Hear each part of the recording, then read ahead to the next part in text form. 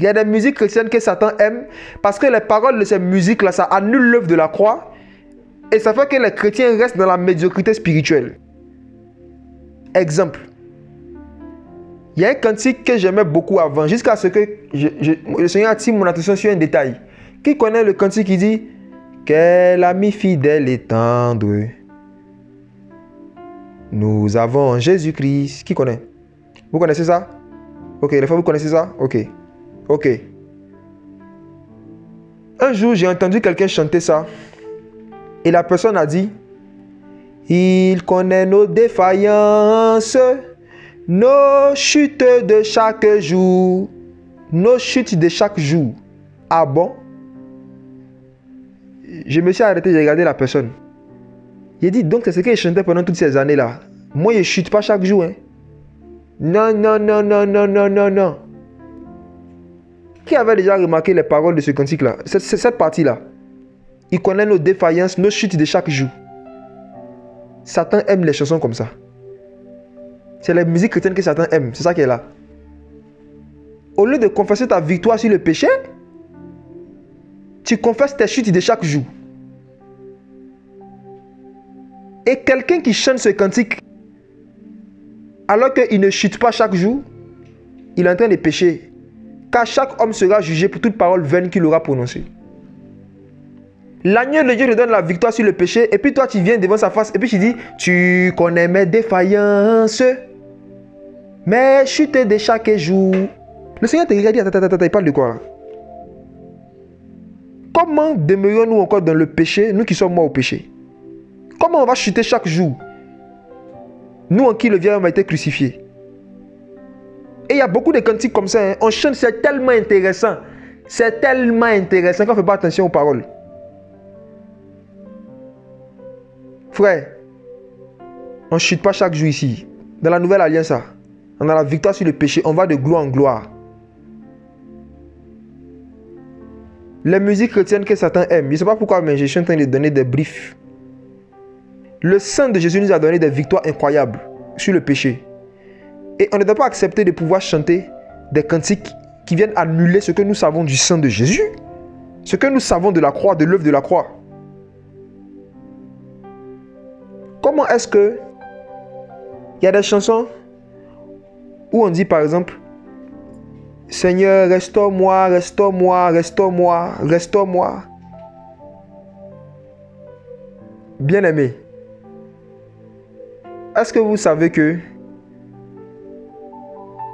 quelqu'un qui a été racheté par le sang de Jésus, après avoir été racheté, il ne doit plus demander la restauration. Il doit demander le perfectionnement. Je m'explique. On va faire un exercice simple. On va regarder quelque chose. Regardons quelque chose. Tapez le mot restaurer. Ceux qui peuvent faire une recherche dans la Bible, tapez restaurer à partir du livre des Actes. Cherchez, montrez-moi un verset où les apôtres ont prêché la restauration aux chrétiens. Vous cherchez et vous me donnez si vous trouvez. Maintenant, en attendant que vous ne trouvez pas, je vais expliquer la différence entre ces deux mots-là. Vous savez ce que restaurer signifie? Restaurer signifie ramener quelque chose à son état initial. Le sang de Jésus-Christ nous a restaurés. Restaurer signifie ramener quelque chose à l'état dans lequel il était auparavant. Ok, je n'ai pas trouvé de verset où les apôtres ont prêché la restauration à des gens qui étaient nés de nouveau. Maintenant, regardez quelque chose. Regardons quelque chose. Regardons dans le dictionnaire français, ceux qui peuvent. Qui a un dictionnaire français? Regardez restaurer, qu'est-ce que ça veut dire? Restaurer. Première chose, première définition, on dit ça veut dire quoi? Réparer, remettre en bon état. Rétablir en son état ancien. C'est ça en fait. Restaurer quelque chose, c'est rétablir la chose en son état initial. Dans le premier état dans lequel il était. Voici la définition de restaurer. Est-ce que ce n'est pas ce que le sang de Jésus-Christ nous a fait? Le sang de Jésus-Christ a restauré l'humanité. Dans le sens où ça nous a ramené dans la première relation que l'homme avait avec Dieu au départ. Ça, c'est la restauration. C'est ramener dans l'état initial ou encore réparer des dégâts qui ont été faits. C'est ça, restaurer, ramener dans l'état initial. Maintenant, allons au deuxième niveau de cette vérité. Est-ce que vous voyez mon écran? Vous voyez mon écran? Ok. Vous voyez ce sur quoi j'ai mis le curseur là? Ce bouton là. Ce bouton là. On appelle ça actualiser chez moi ici. N'est-ce pas? Actualiser. Ok. Qui avait un ordinateur avant ou bien qui a déjà vu les moteurs de recherche où on appelle ça restaurer? Ce bouton là, avant ça s'appelait restaurer. N'est-ce pas? Restaurer. Donc ce bouton que vous voyez sur mon écran là, c'est le bouton restaurer. Et regardez ce qui va se passer quand je vais restaurer. Regardez. Voici la restauration. Ça me ramène où? À l'état initial. Vous voyez? Quand j'appuie sur actualiser, sur restaurer là, je n'évolue pas. Quand on clique sur ce bouton là, ça te ramène au même endroit où tu es. Et la restauration a été prévue pour ceux qui ont des problèmes. C'est lorsqu'il y a un problème sur une page que tu appuies sur le bouton restaurer. Vous voyez? Donc, quelqu'un qui a expérimenté la délivrance du péché, quelqu'un qui a été racheté par le sang de Jésus, il a expérimenté la restauration. Maintenant, ce qu'il doit demander, c'est le perfectionnement. La différence entre la restauration et le perfectionnement, c'est que dans le perfectionnement, tu ne viens jamais en arrière. Tu ne restes jamais à la même place. Ça ne te ramène jamais au même endroit. Tu vas de gloire en gloire. Donc, lorsque nous restons constants dans notre vie de prière et de méditation, lorsque nous grandissons dans la véritable connaissance du véritable évangile, nous n'expérimentons pas la restauration. Nous expérimentons le perfectionnement. Et vous pouvez venir trouver des chrétiens, ils avaient un certain état spirituel en 2015. Et tu viens les voir en 2020, ils ont le même état spirituel. C'est normal. Ils aiment la restauration. Ils sont toujours en train d'être restaurés. Toujours. Il y a des prédications, il y a des prédicateurs. Leur message ne peut pas perfectionner des saints. Ça ne peut que les restaurer. Je rembobine. Il y a des personnes, quand tu les écoutes là, tu es restauré, mais tu n'es pas perfectionné. Ça veut dire que ce qu'ils te donnent là, c'est bon, hein, mais ça ne te fait pas avancer forcément. Ce qu'ils te donnent là, c'est intéressant à écouter, c'est la vérité, c'est la parole. Mais tu n'apprends rien de nouveau, tu n'es pas perfectionné, ça ne change pas ton caractère, ça ne change pas ta mentalité. Or, le Seigneur n'a pas établi les prédicateurs pour la restauration des saints. Lisons Ephésiens 4. Jésus. Ephésiens 4. Le sang de Jésus nous restaure, mais c'est sa parole qui nous perfectionne. L'eau et le sang. On va lire à partir du verset 11. En effet, le Seigneur a donné les apôtres, les prophètes, les évangélistes, les pasteurs et les docteurs pour le perfectionnement des saints, en vue de l'œuvre du ministère, pour l'édification du corps de Christ. Donc, ce qui édifie le corps de Christ là, c'est le perfectionnement. Ce n'est pas la restauration. La restauration est une forme d'édification qui ne fait pas progresser en fait. Par exemple, je prends le cas d'une assemblée comme l'église de Corinthe qui a sombré dans l'impudicité. Ils avaient besoin d'être restaurés et d'être perfectionnés. Ils avaient besoin d'être restaurés, d'être ramenés dans leur état initial de sainteté, parce qu'ils ont perdu la sainteté. Donc ils avaient besoin de la restauration. Ils avaient besoin que le Seigneur les ramène en arrière par rapport à leur vie de sanctification. Maintenant, quand le Seigneur a fini de les restaurer, quand tu vas lire 1 Corinthiens chapitre 1, 2, 3, 4, 5 et 6, tout ce que Paul est en train de dire là, c'était pour le restaurer. Il est en train de parler de l'impudicité. Votre corps est le temple du Saint-Esprit. Ne savez-vous pas que celui qui se livre à la prostituée devient avec elle une seule chair, tout ça. Ça, c'est le message de restauration. Et pourquoi Paul leur donnait ces messages-là? Parce qu'il n'était pas saint. Écoutez bien, frères et sœurs. La restauration, c'est le message de ceux et celles qui ne sont pas dans la sainteté. On doit les restaurer. C'est ceux et celles qui ont besoin d'être restaurés, ramenés à l'état initial. Maintenant, une fois que ces gens-là, qui étaient dans le péché, il a fini de donner les messages pour les restaurer, quand vous allez lire maintenant, à partir maintenant de 1 Corinthiens chapitre 7, il commence maintenant à les enseigner. Il a enseigné sur les dons spirituels. Vous savez, avant je me posais la question, je dis, mais comment l'apôtre Paul peut donner un enseignement sur des dons spirituels, sur la prophétie, sur le repas du Seigneur, tout ça, à des gens qui sont dans l'impudicité? Comment est-ce qu'il dit qu'il y a de l'impudicité au milieu de vous, tel qu'il n'y en a pas chez les non-croyants? Et c'est à ces mêmes personnes-là, il donne ce message. Avant, pendant des années, je ne comprenais pas. C'est juste récemment que Dieu m'a éclairé dessus. Le Seigneur m'a dit, non, mon fils, en fait, dans l'épître aux Corinthiens, là, il y a des messages de restauration et puis il y a des messages de perfectionnement. Il y a les deux dedans. C'est ce que mon père m'a dit. Un jour, quand j'étais dans le jeûne, le Seigneur m'a parlé de ça. Il dit, en fait, ma volonté pour les saints, là, ce n'est pas le perfectionnement, ce n'est pas la restauration des saints, c'est le perfectionnement. C'est que vous partez de gloire en gloire, que vous évoluez, que vous grandissez dans la sanctification, que vous progressez. Donc, quelqu'un, par exemple, qui par la grâce du Seigneur a déjà fini même avec quelqu'un qui est arrivé à un niveau où il a un certain désintérêt pour les films mondains et qui écoute un message qui parle du début à la fin du fait de ne pas regarder des films mondains, ça ne peut pas le perfectionner. Mais quelqu'un qui est dans ça, qui écoute, ça va le restaurer. Donc, quand vous allez lire 2 Corinthiens chapitre 3, le Seigneur dit que nous tous, le visage découvert, qui contemplons comme dans un miroir la gloire du Seigneur. 2 Corinthiens 3, à partir du verset 17.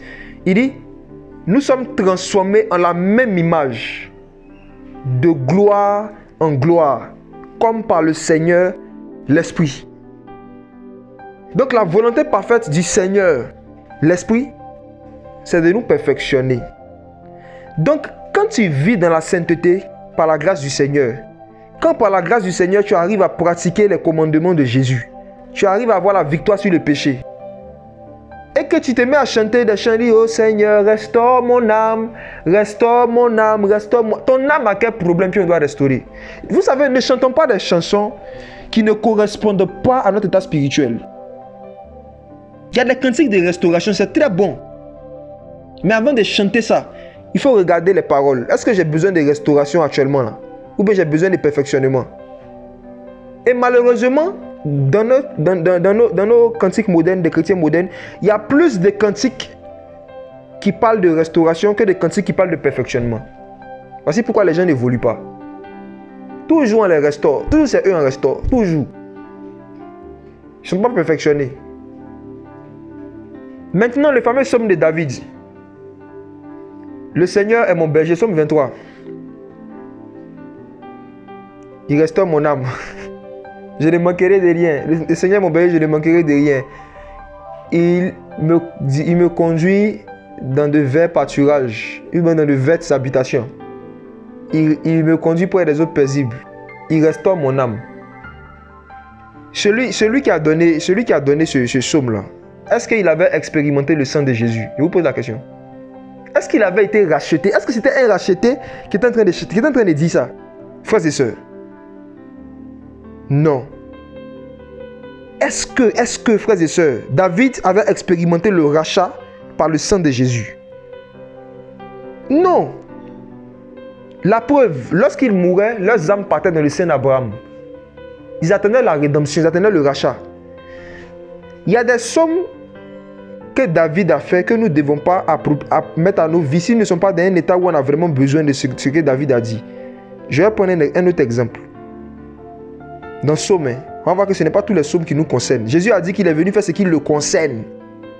Dans la loi, dans les psaumes et dans les prophètes. Il y a des choses dans les psaumes qui ne concernent pas Jésus et qui ne nous concernent pas aussi parce que nous sommes le corps de Christ. Nous sommes le corps de Jésus et son sang coule en nous. Et son sang, là, c'est un sang de restauration pour le pécheur. Mais s'il te fait la grâce d'avoir la victoire sur le péché, pour le saint, celui qui a été sanctifié, son sang est un sang de perfectionnement. Regardons quelque chose par rapport à David. Regardez ce que David dit dans un psaume. On va voir est-ce que nous, aujourd'hui, on peut dire ça aussi. Pourtant, c'est psaume. C'est pour ça que vous allez voir que les mystiques, ils travaillent beaucoup avec les psaumes. Regardez Psaume chapitre 51. Parce que les gens se disent qu'une fois que c'est psaume, c'est Dieu. Psaume 51, verset 9. Psaume 51, verset 9. Donc, purifie-moi de mon péché avec de l'hysope et je serai pur. Lave-moi et je serai plus blanc que la neige. Je vais vous poser une question. David dit, purifie-moi de mon péché avec de l'hysope. Qu'est-ce que l'hysope? N'est-ce pas que c'était une feuille qui était sur un arbre? Et je serai pur. N'est-ce pas que l'hysope c'était une plante, une feuille, tout ça? Maintenant, il dit, lave-moi, je serai plus blanc. Donc, je vais vous poser une question. Donc, nous aussi, aujourd'hui, on peut chanter ça. Parce que c'est psaume, mais c'est psaume 51 en plus. C'est pas un petit psaume. C'est pas petit psaume, mais psaume 51. Donc, si on comprend bien, nous aussi, aujourd'hui, on peut prendre ce psaume et puis chanter. Ô Seigneur, purifie-moi de mon péché avec de l'hysope, de l'hysope, de l'hysope. Si vous voyez des chrétiens en train de chanter ça, est-ce que ça va pas vous scandaliser? Imaginez-vous, un frère vient et dit il a reçu un chant nouveau. Un chant nouveau. Un chant nouveau, mais qui contient du vin ancien. Il y a des chants nouveaux qui ne sont pas des chants nouveaux quand ils regardent les paroles. Et à cause de l'ignorance de ceux et celles qui sont en train de chanter, les gens appellent ça chant nouveau. Mais quand tu regardes les paroles là, imaginez-vous, je viens aujourd'hui, j'ai reçu un chant nouveau, les frères. C'est basé sur le psaume 51, quoi, verset 9. Un chant nouveau. Et puis je viens, et puis je dis, frère, voici un peu le chant. Purifie-moi de mon péché avec de l'hysope, de l'hysope, de l'hysope, de l'hysope, oh, de l'hysope. Et puis c'est la partie qui chauffe, hein, en général, comme en Afrique. Là, puis les gens commencent à danser, de l'hysope, et puis on danse. Des chansons qui ne font que, inspirer des démons. Ce ne sont pas les personnes qui le chantent qui sont bêtes, pas du tout. Je ne suis pas en train de dire ça, je ne suis pas insensé. Je dis la chanson est bête. Et des gens qui, justement parce qu'on est transformé par le renouvellement de l'intelligence, on comprend que nous aujourd'hui, Jésus-Christ nous purifie de nos péchés, pas avec de l'hysope, mais avec son sang. Alléluia. C'est avec son sang, c'est avec son plasma. C'est avec l'eau qui est dans le sang. C'est l'eau qui est dans le sang de Jésus qui nous purifie. Donc, vous voyez que la connaissance du sacrifice de Jésus et la connaissance du sang de Jésus nous donne du discernement, même par rapport au cantique et au chant qu'on appelle cantique nouveau. Je vous dis, frère, quand on va partager sur ce sujet-là, les cantiques chrétiens que Satan aime, il y a beaucoup d'entre vous, vous allez voir, il y a des cantiques que vous n'allez plus supporter. Pourtant, vous avez chanté ça pendant longtemps. Vous allez vous rendre compte que vous êtes en train de chanter des choses qui sont en contradiction avec le sacrifice de Jésus, avec le sang de Jésus. Et Satan aime ce genre de cantiques-là. Il y a un cantique encore plus bête que celui-là. On dit, Élie a prié. Élie a prié. Élie a prié et le feu est descendu. Qui connaît ça? On appelle ça cantique de louange. On dit c'est un cantique de louange. Élie a prié, le feu est descendu. Voici le cantique de louange. Cantique de louange.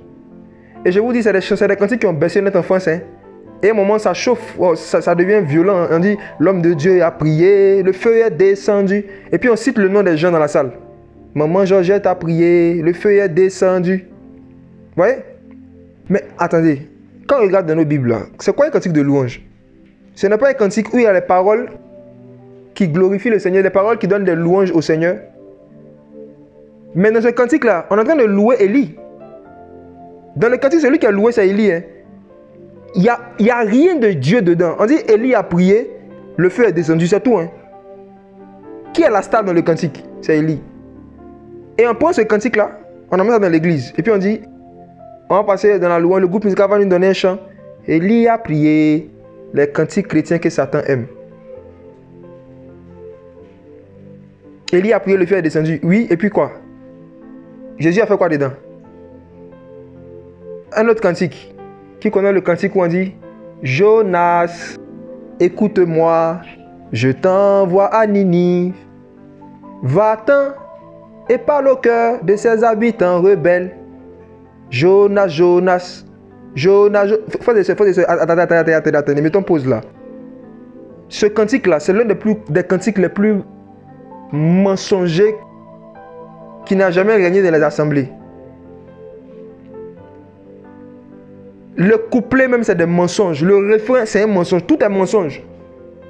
Et la partie la plus grave du cantique, c'est qu'à un moment, on commence à glorifier Jonas. Jonas, Jonas, Jonas, Jonas. Ceux qui peut-être qui ne sont pas en Afrique, qui ne connaissent pas ça. Ceux qui sont en Afrique, savent de quoi ils parlent.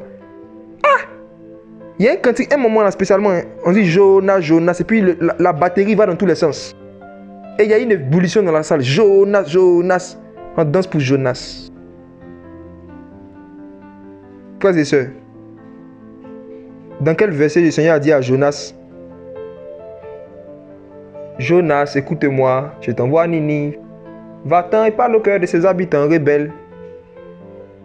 Et puis après on dit, ne te détourne pas de ta mission, Jonas, car moi je tiens le ciel et la terre dans ma main. C'est dans quel verset Dieu a dit ça à Jonas? Bref, l'année passée, on a eu une conférence dessus. Mais en ce moment-là, on n'a pas enregistré. On va revenir dessus. Il y a des chrétiens, vos problèmes, le fait que Dieu ne vous enseigne pas les messages, souvent à cause de certains cantiques que vous chantez, qui sont complètement en contradiction avec sa parole. Et il y a un réflexe qu'on n'a pas, on discerne, on compare les paroles des prédications à la Bible, mais on ne fait pas de comparaison par rapport aux cantiques. Quand c'est des cantiques là, on ne cherche pas à vérifier sur les paroles des cantiques là, ne contredisent pas la sainte doctrine, ne contredisent pas l'enseignement de Jésus et des apôtres. On prend ça comme ça, parce que c'est intéressant. Ok.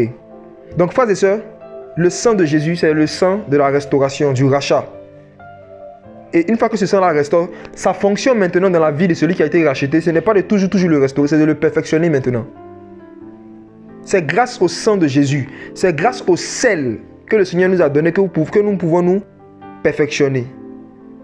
Donc, si nous retournons dans 2 Rois, 2 Rois chapitre 2, donc, on relit le verset 21. On avait vu comment est-ce que le Seigneur, il avait dit à Élisée de jeter le sel à la source.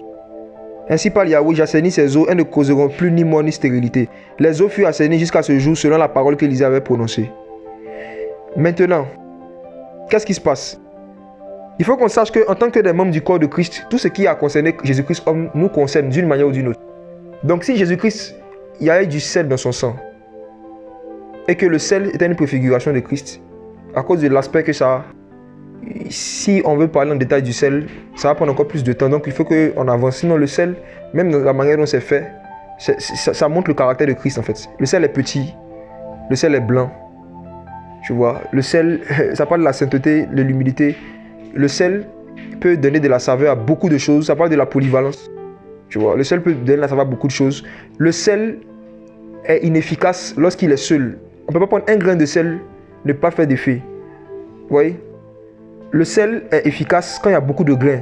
Donc c'est un ensemble de grains qu'on appelle le sel. De cette même manière-là que c'est un ensemble de chrétiens qu'on appelle l'église. C'est un ensemble d'églises qu'on appelle l'église. Parce que nous sommes le sel de la terre. Donc allons regarder maintenant cette parole du Seigneur où il nous a dit, vous êtes le sel de la terre. Matthieu chapitre 5, verset 13. Et on va voir rapidement comment le sel est et comment est-ce que nous sommes appelés à être. Mais malheureusement, il y a des chrétiens dans les milieux où ils sont là. Ils sont le piment de leur milieu de travail, au lieu d'être des sels. C'est eux qui viennent pimenter les choses même. Matthieu 5, verset 13. Matthieu chapitre 5, verset 13. Matthieu chapitre 5, verset 13. Jésus parlait à ses disciples par rapport au sel. On est toujours en train de parler du plasma de Jésus-Christ. Le plasma est la partie du sang qui contient de l'eau et du sel. Le plasma. Et on va voir comment est-ce que lorsque nous recevons le sang de Jésus-Christ, on reçoit certaines capacités que Jésus-Christ avait aussi. Comme la capacité d'être le sel aussi, de manifester le sel. Matthieu chapitre 5, le verset 13. Vous êtes le sel de la terre, mais si le sel perd sa force et sa saveur, avec quoi sera-t-il salé? Car il n'a plus sa force, mais il doit être jeté dehors et foulé aux pieds des gens. N'est-ce pas qu'on a déjà lu ce verset au moins une fois? Vous êtes le sel de la terre. Ok. Ça veut dire quoi?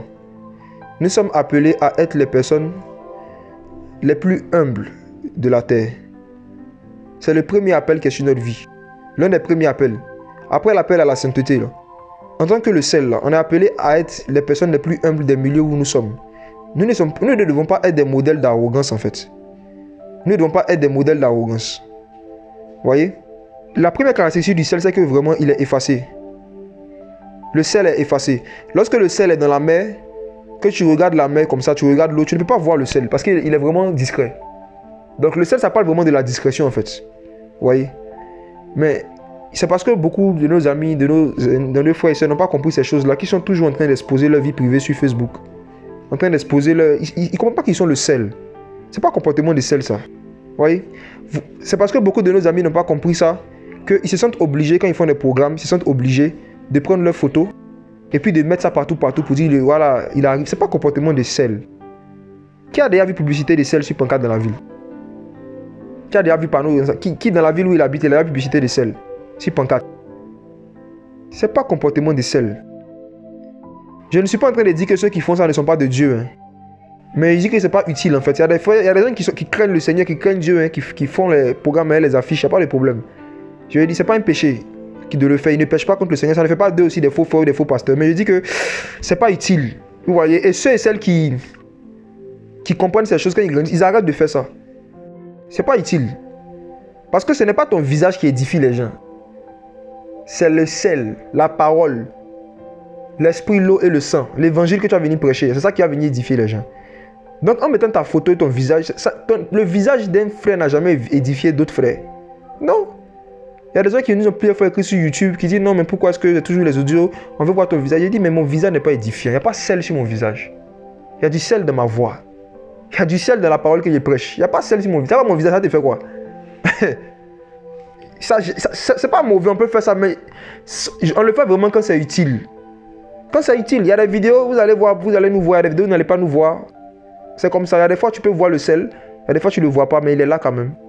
Parce que ce qu'on attend du sel là, ce n'est pas de le voir, mais c'est qu'il donne de la saveur. C'est tout. Donc, la deuxième caractéristique du sel, c'est que le sel travaille en équipe. Ah oui. Et là, demain, quand on va parler de la communion fraternelle, on va plus voir cet aspect-là. Est-ce que, je vais vous poser une question, est-ce que 2 grains de sel peuvent saler une sauce? Non. 2 grains de sel, ça peut saler quoi même? Même une boule, même si quelqu'un prend une poignée d'attiqué dans sa main, pour ceux qui connaissent l'attiqué, il met une poignée de riz, puis il met 2 grains de sel, ça lui fait quoi? L'église a perdu sa puissance et son impact dans la société depuis que l'église est devenue individualiste. Et quand vous regardez dans les Écritures, vous voyez comment est-ce que le sel travaille ensemble. Les 12. Vous voyez en fait la communion fraternelle, vous voyez comment les disciples, la première fois même que Jésus les a envoyés, il les a envoyés 2 à 2. Et après, vous voyez comment est-ce que l'église, les frères et sœurs, il y avait vraiment une communion fraternelle, un amour les uns envers les autres. C'est le comportement du sel. Sel ne fait jamais jalousie sur un autre grain, jamais. Au contraire, quand tu mets du sel, que ça ne suffit pas, ça ne donne pas assez de goût là. On appelle d'autres sel, on prend encore un peu de sel pour rajouter encore. Ça, c'est le comportement de sel. Ce que tu peux apporter, tu apportes. Pour que ça ait encore plus de goût. Autre chose par rapport au sel, quand le Seigneur dit que nous sommes le sel sur la terre. Est-ce que sel, ça brûle la langue? Frères et sœurs, est-ce que sel brûle la langue? Non. Non. Mais je vous dis, il y a des chrétiens qui ne sont pas le sel de la terre, ils sont le piment de la terre.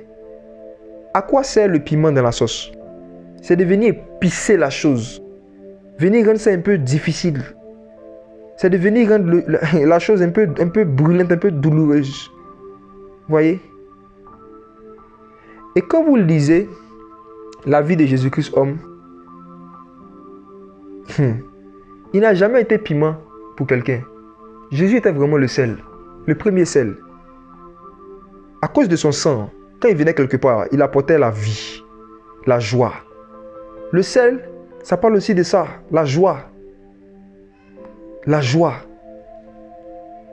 Une sauce qui n'est pas salée, il n'y a pas la joie dedans. On n'est pas appelé à garder de l'amertume, à être les chrétiens les plus tristes de nos bureaux, sous prétexte qu'on est consacré. Il y a des gens, quand ils vont dans les bureaux, là, il y a des femmes, là, quand tu les vois, tu vois leur visage, ils savent qu'elles sont chrétiennes. La manière dont elles font leur visage, là, tu sais que c'est une chrétienne évangélique. Il y en a même qui mettent Bible sur leur table, leur bureau. Il y a des secrétaires, quand ils rentrent, elles mettent Bible sur leur bureau, toujours visage serré. Tu sais, elles ont du mal à rigoler. Même quand parfois tu essaies de les faire rire, hein. Tu fais exprès, tu sais de parfois faire, de vouloir peut-être rigoler un peu, dire quelque chose pour la faire, une petite blague. Non, non, non, non, non, non, non. Un sérieux surnaturel. Au point où ils deviennent des piments aux yeux de certaines personnes. ils deviennent associables. Tu vois? Parce qu'ils appellent ça le sérieux, la concentration. Il y a des chrétiens qui pensent que la Bible a des vertus magiques. Surtout les psaumes. Ils ne méditent pas, hein. Ils ouvrent psaume. On a dit quand tu as un problème, il faut prendre psaume. Psaume 115. Il y a des églises comme ça, hein. Je ne sais pas si vous avez déjà, qui a déjà été dans ce genre d'église ou bien qui a déjà côtoyé ce genre de chrétiens. Tu as un problème, on te dit qu'il faut prier avec psaume un tel. Les églises vont prier psaume. On dit qu'il faut regarder le psaume, ça, il faut prier ça. Vous voyez ce psaume là. Et il y en a même, ils se disent que prier est trop long. Je vais ouvrir psaume là. Je vais déposer ça sur ma Bible et sur ma table. Ou bien il y en a qui dorment avec. Ils ouvrent psaume et puis ils déposent ça à côté de leur lit. Parce que pour eux, il y a une puissance qui sort de la Bible, des versets qui les gardent, qui les protègent. Donc en fait, ils pensent que ce qui les préserve, là, ce qui les protège du danger, des attaques, c'est le psaume. Or, ils ne savent pas que c'est le sang de Jésus. Vous voyez jusqu'où l'ignorance sur les vertus protectrices qui sont dans le sang de Jésus peut pousser les gens. Beaucoup de personnes ont remplacé le rôle du sang de Jésus par des objets. Il y a d'autres, c'est photos. On dit qu'il faut payer photo de Jésus, il faut mettre au salon. Ça protège. Il y a d'autres, c'est étiquettes. Étiquettes avec verset biblique dessus. On dit, les étiquettes, il y a des chrétiens qui aiment ça, étiquettes avec verset là. Moi et ma maison, nous servirons l'Éternel. Et puis ils prennent et puis ils collent ça à la porte. Bon. Et dans la tête, c'est pas forcément par amour pour, pour la parole de Dieu. Hein. Dans la tête, quand ils vont coller les étiquettes avec les versets, ça va les protéger. On dit ça protège. Il y en a qui collent sur leur voiture même. En toute humilité, pas pour rigoler. Est-ce qu'il y a quelqu'un ici qui est dans ces choses-là, qui pense que les autocollants avec les versets ou bien les trucs à des vertus qui protègent? Si quelqu'un pense ça comme ça, voilà, quelqu'un a dit moi, ok, j'étais vraiment à te répondre, mais ce n'est pas vrai. Tu vas te rendre compte aujourd'hui, d'ici la fin de ce message, qu'en fait c'est le sang de Jésus qui te protège. Il y en a, mais c'est ça, mais attention, zone du Saint-Esprit, c'est pas ça. Tu vois ma soeur? Vous voyez, non? Il y a des personnes qui nous écoutent qui sont dans ces choses-là. Je prie que vous vous répondez, que vous compreniez aujourd'hui en fait que tout ce qu'il faut pour te protéger là, tout est dans le sang de Jésus en fait. On va voir ça tout à l'heure, les globules blancs de Jésus et ces globules rouges. On va arriver dessus tout à l'heure.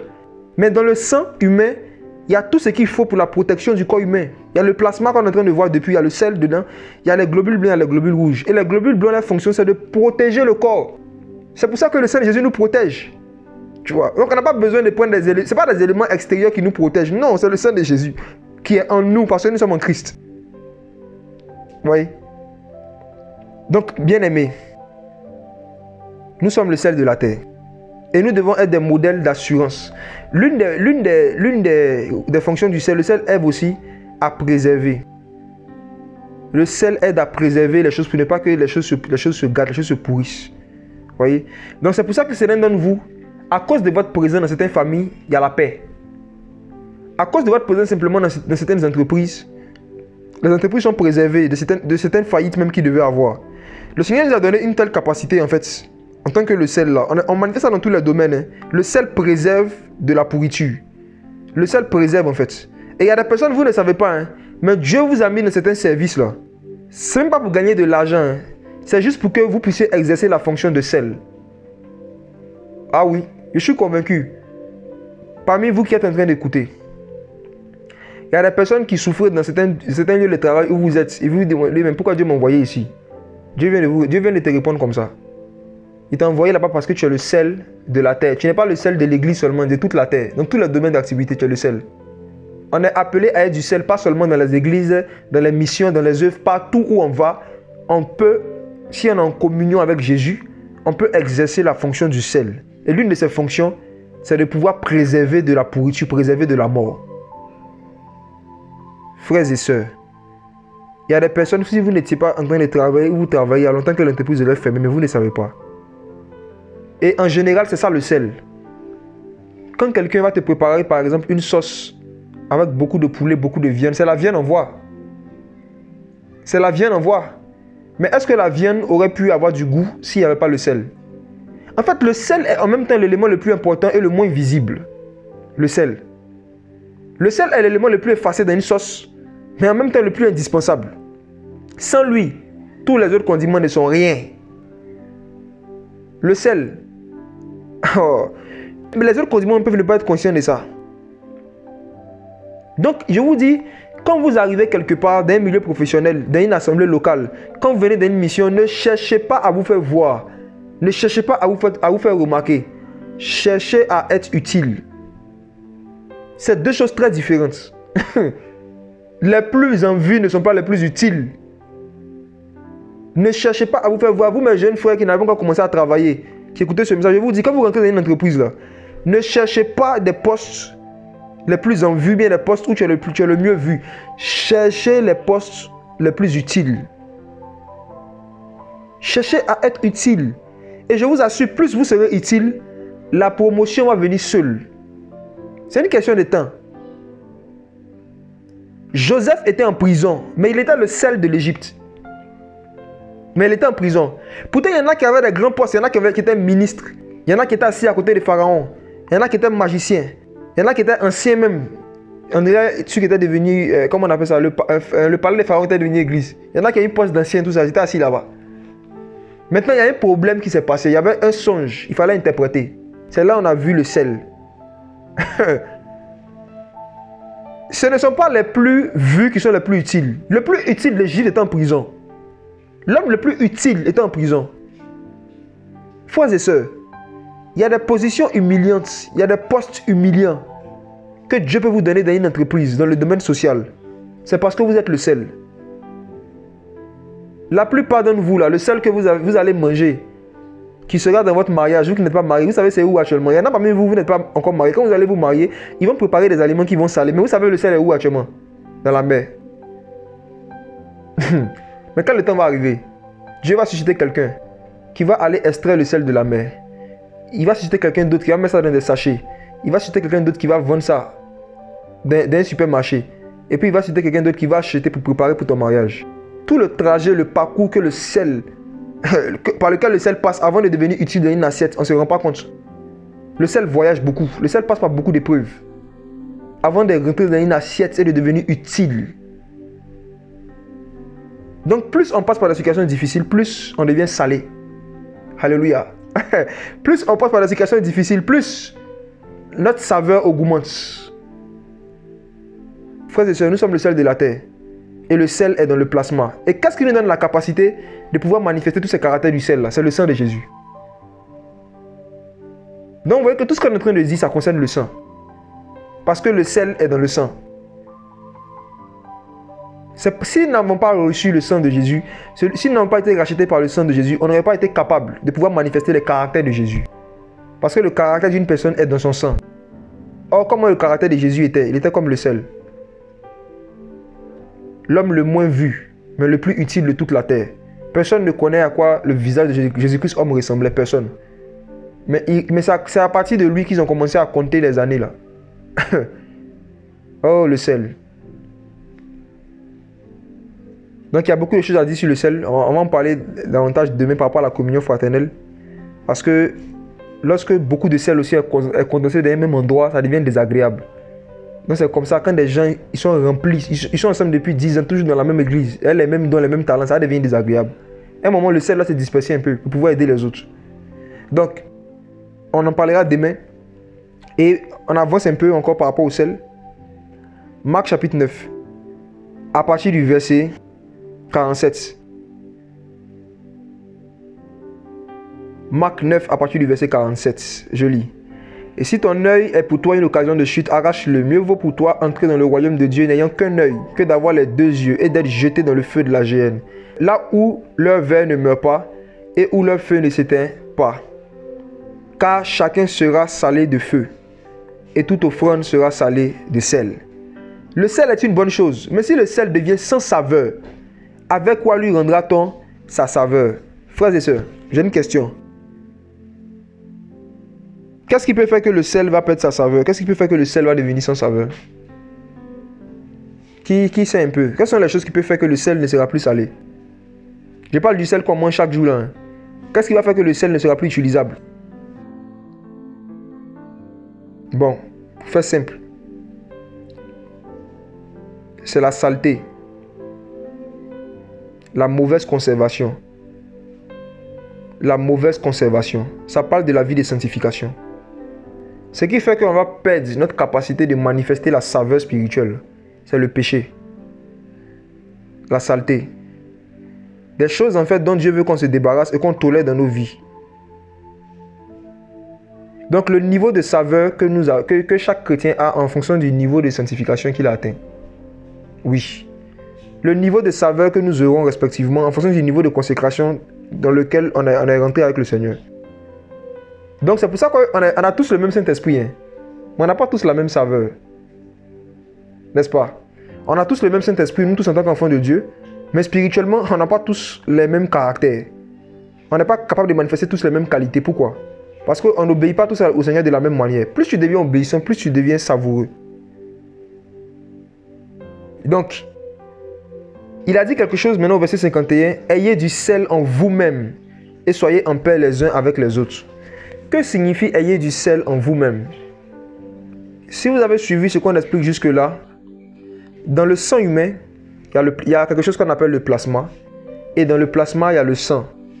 Donc chacun de nous, là, dans notre corps physique, là, on a du sang, et on a du plasma, et on a du sel en nous-mêmes. Chacun de nous, on a du sel en nous-mêmes. Il y a du sel à l'intérieur du corps physique. Et le Seigneur est maintenant en train de parler aux disciples par rapport au sel spirituel, donc par rapport au corps spirituel. Il parle par rapport au corps spirituel. Comment est-ce que nous avons fait pour avoir du sel en nous-mêmes, physiquement parlant? Le sang qui est à l'intérieur de nous, là, le sel qui est à l'intérieur de nous, comment il est rentré? Par le sang. N'est-ce pas? C'est le sang là, qui a produit ce sel là, à l'intérieur de nous. Si vous avez suivi ce qu'on a vu aujourd'hui et les autres fois. Donc si nous devons avoir du sel en nous-mêmes spirituellement, qu'est-ce qu'on doit faire? Si quelqu'un doit avoir du sel en lui-même, il doit faire quoi? Il doit recevoir le sang de l'agneau. Il doit recevoir le sang de Jésus. Donc il est en train de dire aux gens ici de recevoir son sang. C'est pour ça qu'il a dit aux gens dans Jean 6 que celui qui ne boit pas mon sang n'aura pas la vie. Celui qui n'est pas en communion avec le sang de Jésus ne peut pas avoir du sel en lui-même. Parce que le sel est dans le sang. Donc ayez du sel en vous-même. Ça veut dire, buvez mon sang. Je ne sais pas si vous comprenez, vous entendez bien? Buvez mon sang. Et c'est exactement ce qu'il leur a répété quand il a rompu le pain. Et puis il a donné la communion de sa coupe. Buvez mon sang. Ayez du sel en vous-même. Frères et sœurs.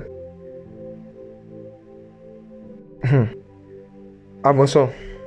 Colossiens chapitre 4, verset 6. Colossiens 4, verset 6. Quelqu'un qui a du sel en lui-même, l'une des manières dont on le reconnaît. J'aimerais que Dieu vous aide à travers ça, à vous-même jauger votre niveau de sel à chacun, actuellement aussi. Comment tu peux faire pour savoir si vraiment tu as du sel en toi-même? Regardez Colossiens 4, verset 6. Le niveau de sel que tu as. Colossiens 4, 6. Que votre parole soit toujours assaisonnée de sel. Que votre parole soit toujours assaisonnée de sel, avec grâce, afin que vous sachiez comment vous devez répondre à chacun. Donc, comment on reconnaît quelqu'un qui a du sel en lui-même? En écoutant ses paroles, en écoutant les choses dont il a l'habitude de parler. Jésus a dit que c'est de l'abondance du cœur que la bouche parle.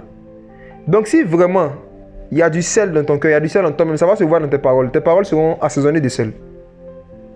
Quand vous voyez des gens qui sont toujours en train de parler des ballons, football, tout le temps, vous pouvez voir, ils vont vous dire des frères, visite des frères ici en Christ, ils se réunissent, ils vont parler de Cristiano Ronaldo, de Messi, pendant des heures. C'est des gens qui n'ont pas du sel en eux-mêmes. Car c'est de l'abondance du cœur que la bouche parle. Vous pouvez voir des gens qui se disent chrétiens, qui se réunissent pour ne parler que de sexe, de pornographie. Donc quand en tant que chrétien arrive un moment là, ta communion avec le Seigneur n'est plus ce que ça doit être là. Tu perds en sel. Tu as un problème de sel. Et comment ça se voit? Ça se voit à travers les choses dont tu aimes parler beaucoup. Premièrement, tes sujets préférés, tes sujets de conversation préférés. Et deuxièmement, ça se voit aussi à travers ta manière de parler aux gens. Ta manière de parler aux gens.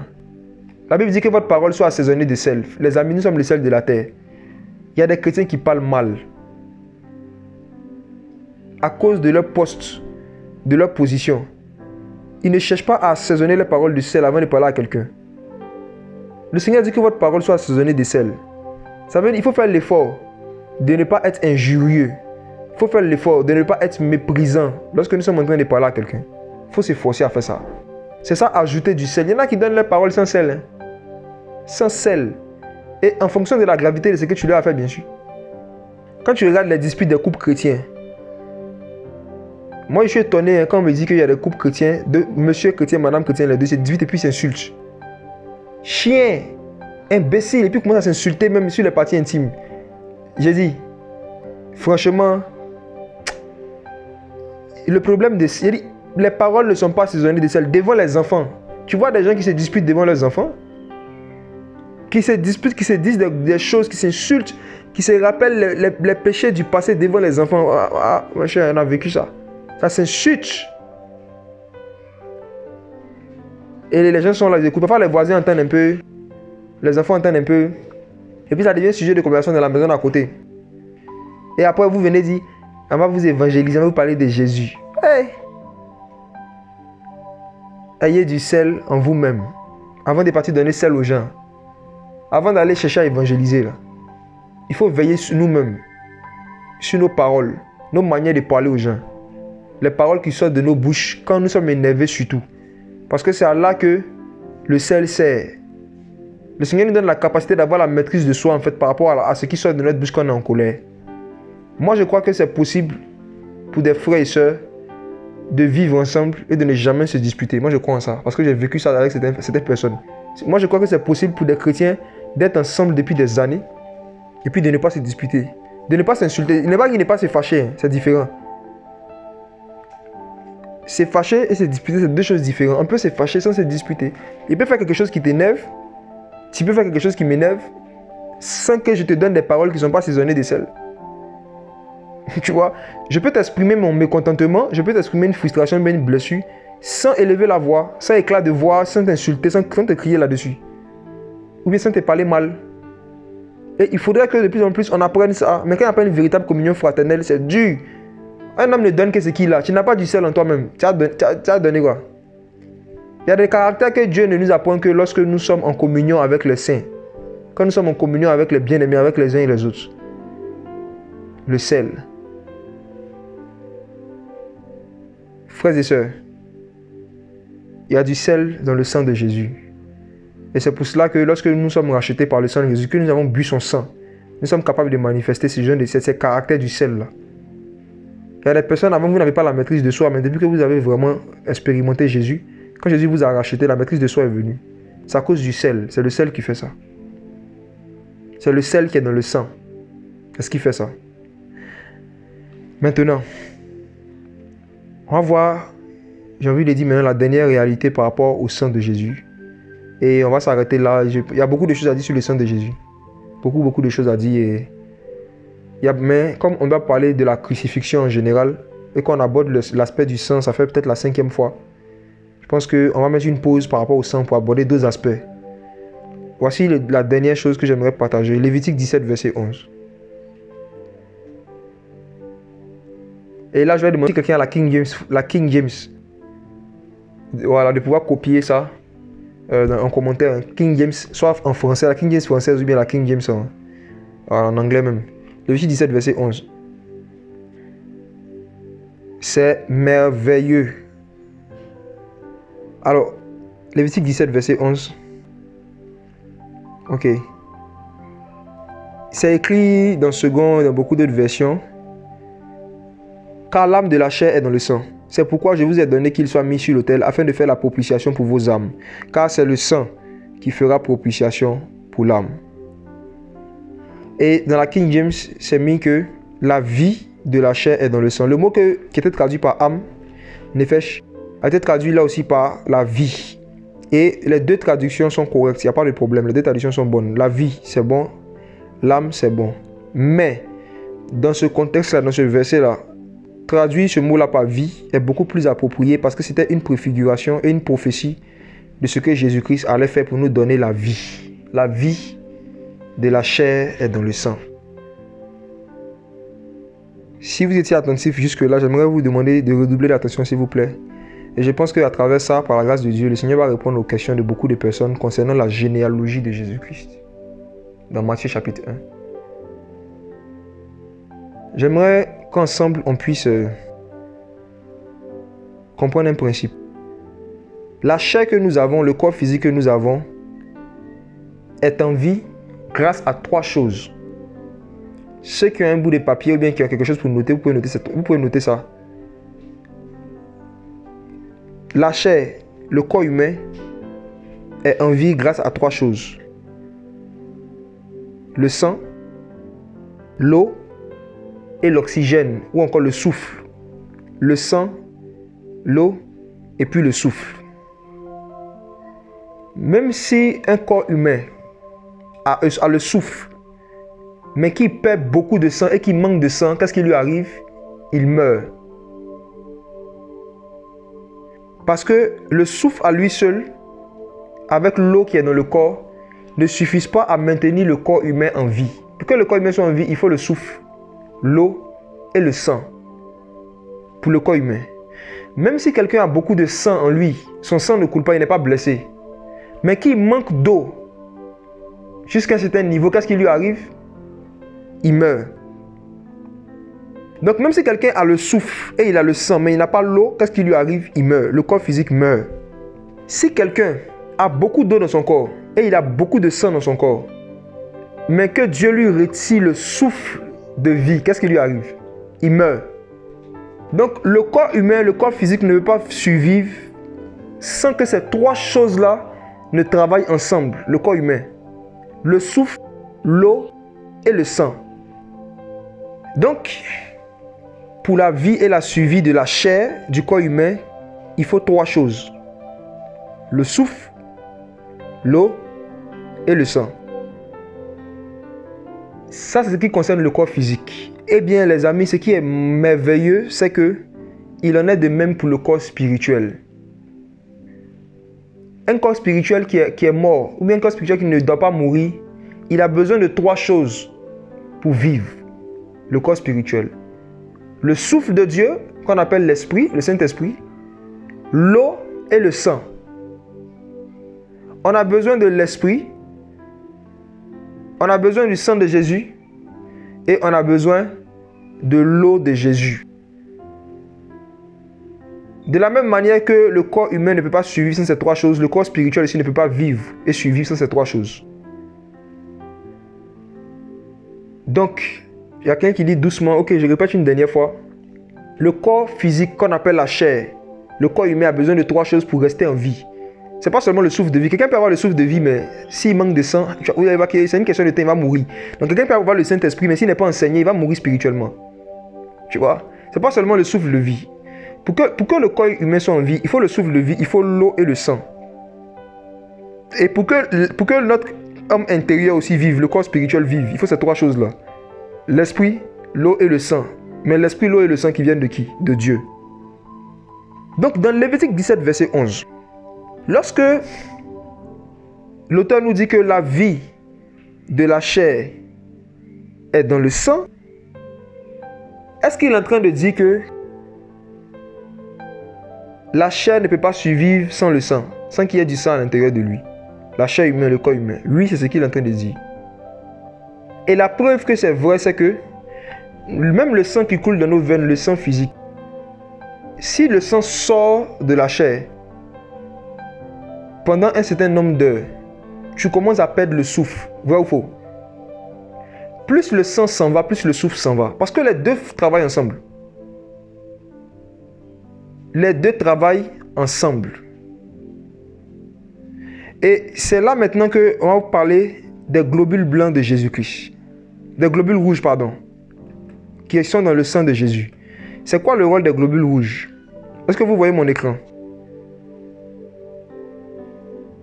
On a parlé brièvement du plasma. On va voir maintenant les globules rouges.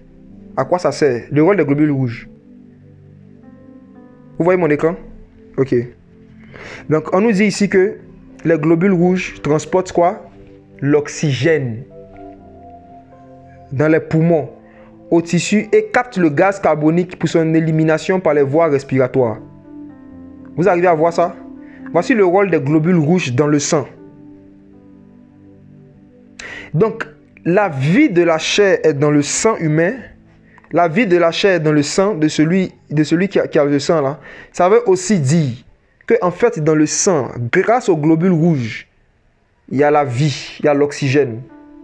C'est le sang qui transporte l'oxygène dans tous les membres du corps. Et c'est pour cela que tant que le sang de Jésus n'était pas encore versé, le Saint-Esprit n'était pas répandu. Qui vient de comprendre quelque chose? C'est pour cela que quand le sang de Jésus n'était pas répandu, le Seigneur ne pouvait pas répandre son esprit sur toute chair. Parce que pour répandre l'oxygène, il faut le sang. C'est les globules rouges qui transportent l'oxygène. Personne ne pouvait être baptisé du Saint-Esprit et de feu tant que le sang de l'agneau n'était pas versé. Parce qu'il fallait que les globules rouges de l'agneau soient disponibles pour transporter l'oxygène, pour transporter le souffle de Dieu à toute la création. Et par rapport aux globules rouges, il y a une information qui est extraordinaire. C'est que lorsque les globules rouges sont hors du corps physique, les globules rouges meurent. Le sang même en lui-même. Hein. N'est-ce pas que lorsque le sang sort du corps, il se coagule et il meurt, n'est-ce pas? Donc le sang aussi ne peut pas survivre sans le souffle. C'est pour cela que quand tu fais un don de sang, le sang sort de ton corps. Mais ce sang-là ne peut pas rester vivant s'il ne rentre pas dans un autre corps. Pour que ce sang-là reste vivant, il faut que soit on le conserve quelque part ou bien qu'on le mette dans un autre corps. Parce que le sang a besoin de l'esprit, a besoin du souffle, a besoin de l'esprit humain pour pouvoir vivre en fait, pour pouvoir rester en vie. C'est pour ça que quand tu verses le sang par terre pendant quelques minutes là, quand c'est un autre vent qui vient souffler, ça, le vent ordinaire là, ça se sèche, ça se coagule. Donc même le sang, pour qu'il reste vivant, il faut que ce soit toujours l'esprit, un esprit humain, le sang humain. Pour que le sang humain reste vivant, il faut qu'un esprit humain le souffle toujours. Il faut qu'un esprit humain le souffle toujours. C'est pour cela que nous aussi, quand nous recevons Jésus et qu'il nous lave par son sang, quand nous recevons son sang, pour que nous restons toujours vivants, il faut que le Saint-Esprit nous souffle souvent. Il faut que le Saint-Esprit nous visite régulièrement. Je ne sais pas si vous m'entendez bien. Ce qui fait que nous restons vivants en Christ, ce n'est pas seulement à cause du sang, mais c'est aussi à cause de l'esprit du souffle. Parce que le sang, sans le souffle, il meurt. Le Saint-Esprit est indispensable à notre suivi spirituel. Et les expériences avec le Saint-Esprit, c'est l'oxygène spirituel. Ça nous aide à garder le souffle. Et avoir toujours du souffle pour courir avec Jésus, pour marcher avec Jésus. La capacité d'un athlète à courir longtemps dépend de sa capacité à faire quoi? À retenir son souffle. Plus quelqu'un a du souffle, plus il peut aller loin. Et c'est comme ça que plus quelqu'un est rempli du Saint-Esprit, plus quelqu'un expérimente les choses de l'Esprit, plus il va loin avec le Seigneur. Parce que nous sommes des athlètes, n'est-ce pas? Nous courons vers le but. Mais il y en a qui n'ont pas terminé la course. Pourquoi? Parce qu'arrivé à un moment, ils ont négligé le souffle. Ils ont négligé le Saint-Esprit.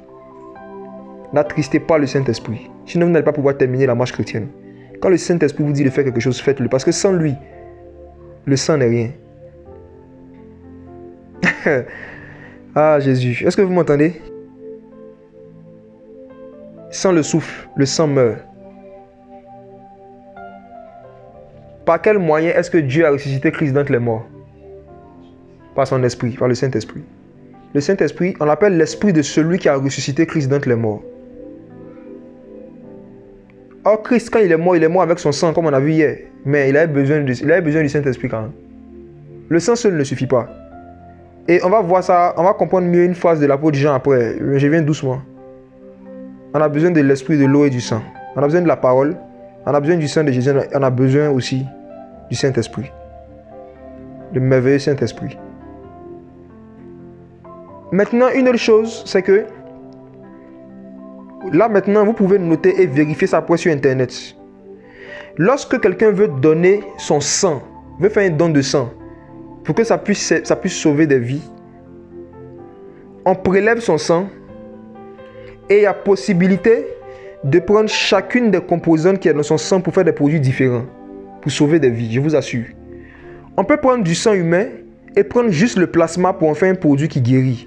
Ensuite, prendre le même sang là, on peut prendre juste les globules rouges. On peut prendre le même sang et puis prendre juste les globules blancs pour en faire des choses différentes. Vous voyez? Et il en est de même pour le sang de Jésus. C'est dans ce même sang-là, on peut avoir la guérison, on peut avoir le pardon des péchés, on peut avoir la délivrance. Le même sang fait plusieurs choses, le sang de Jésus.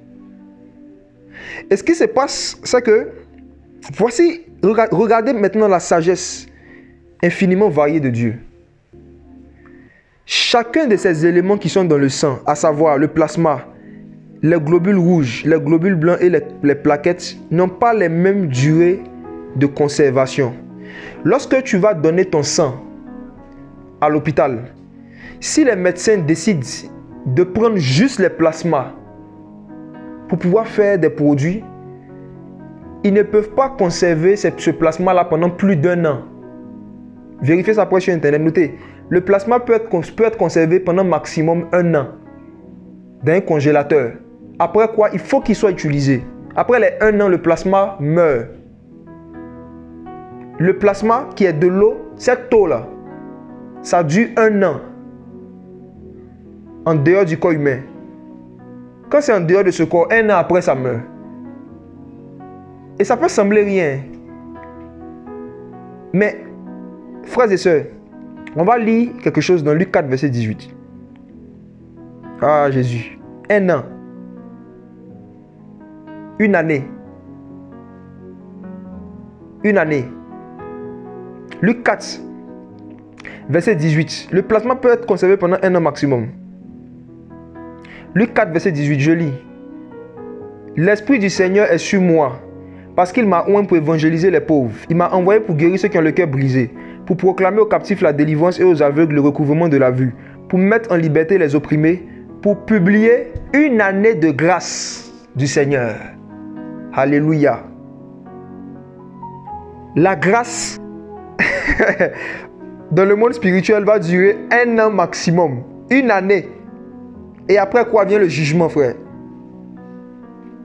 Nous sommes sous la grâce. Et spirituellement parlant, la période de la grâce va durer 1 an. Spirituellement parlant. Et comment est-ce que la grâce est venue? À travers la parole. Et la parole, c'est quoi? C'est de l'eau. L'eau pure. Donc l'eau qui est dans le sang de Jésus, là, son plasma, c'est pour 1 an. Et frères et sœurs, le 1 an des hommes n'est pas le 1 an de Dieu. Jésus dit qu'il est venu publier 1 année de grâce. Mais ça fait 2000 ans là-dedans. Mais quand est-ce que cette année-là va finir? Dieu seul sait. Personne ne connaît ni le jour, ni l'heure. Personne ne connaît le jour, ni l'heure à laquelle le plasma qui est dans le sang de Jésus, la grâce, l'eau qui est dans le sang, ne sera plus disponible. C'est pourquoi, quand vous avez l'opportunité de vous repentir, faites-le. Parce que le plasma ne dure pas éternellement. Jésus est venu annoncer 1 année de grâce. Le plasma. La deuxième chose, est-ce que vous entendez bien? On peut avancer sur autre chose avec les globules rouges maintenant. La deuxième chose, et sûrement la dernière, c'est par rapport à la durée de suivi des globules rouges. Les globules rouges peuvent être conservés pendant 42 jours maximum. Et les globules rouges sont les parties les plus importantes du sang. C'est les globules rouges qui sont les parties les plus utilisées. Parce que c'est la partie qui fait quoi? Qui transporte l'oxygène. Et puis qui élimine le gaz carbonique, qui sert à ça. Donc la durée de conservation maximale des globules rouges, c'est 42 jours dans un réfrigérateur. Et frères et sœurs, si aujourd'hui vous partez donner votre sang à l'hôpital et que les gens décident de prendre juste vos globules rouges pour pouvoir faire un truc, quand ils vont le conserver au frigo, après 42 jours, la puissance qui est dans ton sang meurt. La puissance du sang humain finit à 42 jours. Peu importe le nombre de tes globules rouges, peu importe la force, la puissance de tes globules rouges. 42, c'est fini. Retenez bien ce chiffre, 42. Si vous pouvez noter ça. 42. Et maintenant, voici ce qu'on va faire. Notez globules rouges. Mettez à côté durée de vie maximale, 42 jours. Après ça, il faut trouver un autre sang. Je veux qu'on aille doucement. On peut avancer, c'est bon? 42. Durée de vie maximum, des globules rouges. On peut avancer, ok. Prenons maintenant Matthieu chapitre 1. Lisons le verset 1 seulement. Matthieu 1, le verset 1 uniquement. Livre de la généalogie de Jésus-Christ, fils de David, fils d'Abraham. Livre de la généalogie de Jésus-Christ, fils de David, fils d'Abraham. Qui s'est déjà demandé depuis qu'il lit sa Bible, pourquoi est-ce qu'ils ont donné toutes ces informations-là? Généalogie de Jésus, fils d'État, engendré Adam. Qui s'est déjà posé la question là? Pourquoi est-ce qu'ils ont donné tous ces détails-là? Qui s'est déjà posé la question?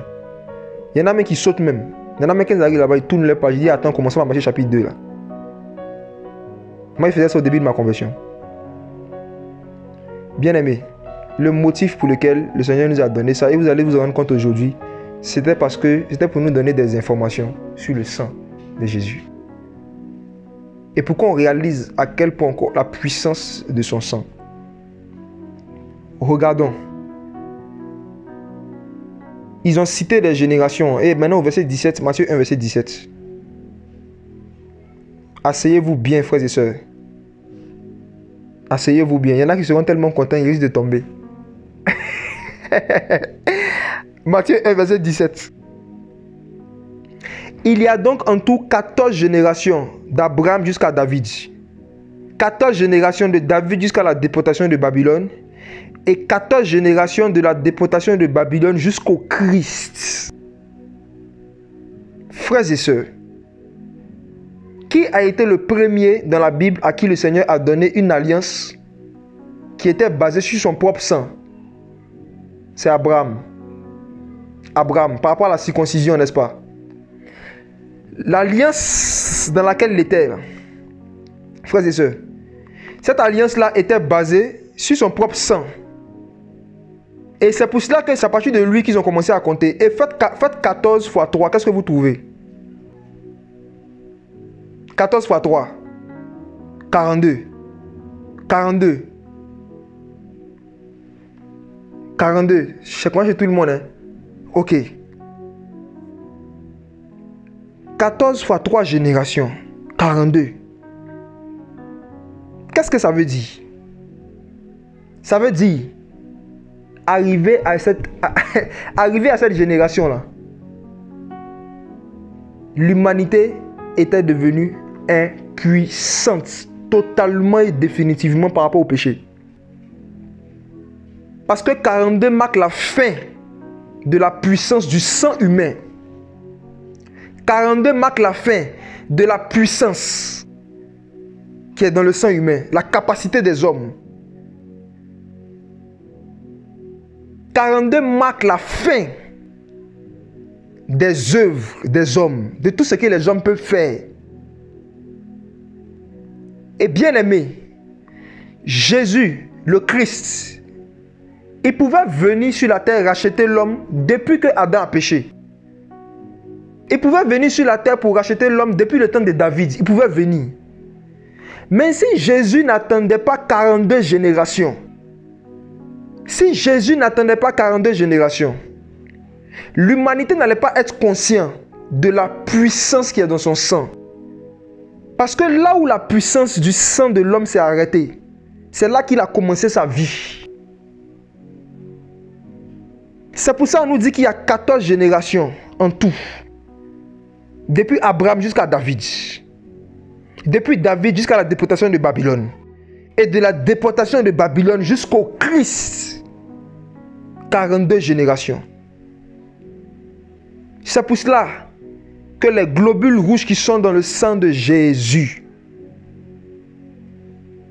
peuvent nous donner accès au Saint-Esprit. Pourquoi? Parce que lui, il a commencé à vivre.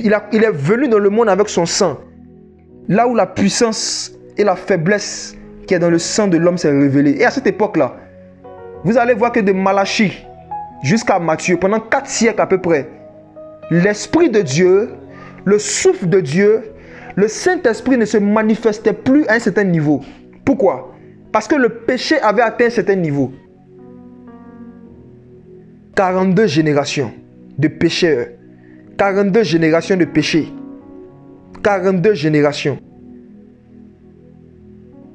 Et quand vous allez après aller vérifier sur internet, on peut conserver les globules rouges pendant combien de temps maximum, vous allez voir. Ils vont vous dire 42 jours. Jusqu'à aujourd'hui, le sang humain. Donc là où l'humanité de l'homme s'est arrêtée, c'est là que la divinité de Jésus a commencé. Là où la faiblesse de l'homme s'est arrêtée dans un temps de noir, de ténèbres qui avait à la surface de la terre, c'est là que l'agneau de Dieu, celui qui a un sang parfait, l'agneau d'un an, oh, il est venu annoncer une année de grâce. Jésus. Donc c'est pour ça qu'on nous a donné toutes ces informations dans Matthieu chapitre 1. Ce n'est pas pour nous ennuyer. C'est pour nous montrer que depuis Abraham jusqu'au Christ, là, il y avait une alliance qui a commencé avec le Seigneur. Et l'alliance là, ça a commencé, c'était avec du sang humain, le sang de la circoncision. Et il fallait que la boucle se boucle aussi avec du sang humain. L'alliance, on commence avec Abraham et on finit avec Christ. Jésus est venu donner son propre sang. Et Abraham, lui, il a donné seulement le sang de son prépuce pour que toute sa descendance soit en alliance avec Dieu. C'est une seule partie de son corps qui a saigné. Abraham a crucifié seulement son prépuce. Mais celui dont je suis en train de vous parler, la Bible dit qu'ils ont crucifié ses mains, ils ont crucifié ses pieds, ils l'ont crucifié tout entier. Parce que l'agneau de Pâques, dans Exode chapitre 12, Dieu avait dit que tout son corps devait passer au feu. Il devait souffrir de tout son corps. Or, Abraham, c'est seulement son prépuce qui a souffert. Mais l'agneau de Dieu, il a été battu. Et je vous dis, frère, il y a des détails obscènes et choquants par rapport à la crucifixion de Jésus que je ne peux pas... on ne nous a pas donné de manière littérale. Mais je dis, frère, Christ a été battu de tous côtés, même où vous pouvez penser. Son sang a coulé de tous côtés, je vous assure. C'est pour cela que le sang de Jésus-Christ peut guérir l'impuissance sexuelle. Ah ouais. Parce que si c'est lui-même, frères et sœurs, est-ce que vous savez que Jésus a été circoncis le 8e jour? Or, Abraham a été circoncis quand il avait plus de 90 ans. La circoncision, Abraham l'a expérimenté quand il était vieux. Jésus l'a expérimenté quand il était bébé, dans le temple. Et Siméon est venu prophétiser sur lui. Parce que la première fois où le sang de l'agneau a coulé, ce n'est pas à Golgotha. C'était dans le temple. Le jour de sa circoncision. Et depuis lors, Jésus-Christ est capable de guérir n'importe quel problème sexuel. Oh les amis, on a vu ça, on sait de quoi on parle. Et c'est pas, il y a certains frères qui étaient là, le dernier programme qu'on a organisé avant le confinement, l'avant-dernier programme. Peut-être certains qui étaient là, vous pouvez témoigner. J'étais en train de, le programme était fini et le Seigneur a commencé à me donner des paroles de connaissance par rapport à des personnes qui voulaient guérir, délivrer. Il était en train de délivrer des gens en désordre dans la salle et le Seigneur me donne une parole, il me dit qu'il y a quelqu'un qui est ici. Et c'est même pas peut-être qu'il nous écoute. Le Seigneur me dit que voici, tu as couché avec telle fille. Et depuis lors, tu as eu une MST. Mais c'est une MST mystique. Et quand tu pisses, voici comment ça se manifeste. Et à chaque fois que tu vas pisser, voici comment ça se manifeste. Mais Jésus dit, si tu t'humilies, si tu te lèves devant tout le monde, tu viens, il va te guérir tout de suite, instantanément. Il ne va pas te guérir après, aujourd'hui, tout de suite. Et le jeune homme s'est levé. Qui était là, les frères? Ah, Jésus. Jésus a été circoncis. Le gars s'est levé, il est venu. J'ai prié pour lui, je lui ai dit, Jésus t'a guéri parce que tu t'es humilié. Voici ce qu'on va faire. J'ai appelé le frère Willy, j'ai dit, prenez de l'eau. Donnez-lui de l'eau, il va boire. Quand il va finir, il aura envie d'uriner. Il aura une forte envie d'uriner. Dès que l'envie d'uriner le prend, envoyez-le aux toilettes. Il n'a qu'à attester, il n'a qu'à voir. Il va voir que Jésus l'a guéri. Et qu'est-ce qui s'est passé? C'est ce qui s'est passé. Guérison instantanée. MST spirituel. Il a bu de l'eau, il avait fortement envie de pisser, il est parti aux toilettes. Il y avait les toilettes à côté, il est parti avec le frère. Il est en train de prier pour d'autres personnes. Il vient, on dit qu'est-ce qui se passe, le gars était choqué. On dit grand témoignage.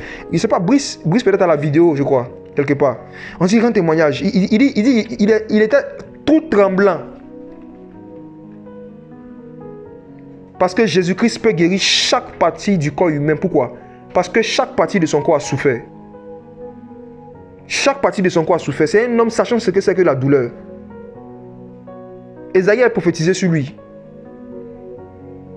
Chaque partie du corps humain peut être guérie par Jésus-Christ. Il y a de la puissance dans son sang. Son sang est puissant pour guérir n'importe qui de n'importe quoi. C'est un problème de foi. C'est à cause de notre incrédulité que souvent nous ne voyons pas certaines choses. La Bible dit que Jésus est venu dans son village natal. Il voulait faire des miracles, mais il n'a pas pu. Pourquoi? À cause de leur incrédulité. Sinon, il voulait faire, mais il n'a pas pu. La volonté de Dieu ne s'accomplit pas toujours. Ils voulaient guérir, mais ils n'avaient pas la foi. Pourquoi? Parce qu'ils avaient trop chanté Jésus est mon ami de tous les jours. Ils étaient devenus trop familiers avec Jésus. La familiarité a fait que la foi qu'ils devaient avoir, ils n'avaient plus cette foi-là. Vous savez, tant que vous allez continuer de voir Jésus comme votre petit ami, comme votre copain, votre camarade, moi je n'ai rien contre ces appellations-là, c'est pas mauvais. Hein.